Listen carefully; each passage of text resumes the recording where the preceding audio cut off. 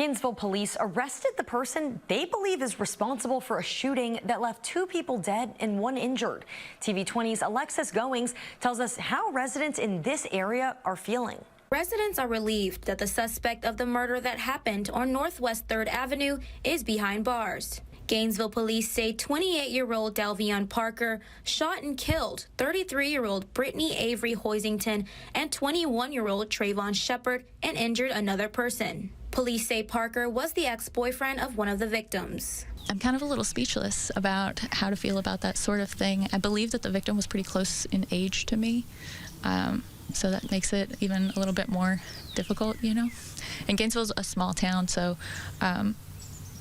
if this is a person who she knows, it's sort of a, you know, it's just a very tense sort of feeling. A home security camera caught Parker walking down this alleyway just minutes after the 3rd victim called 911 saying he had been shot.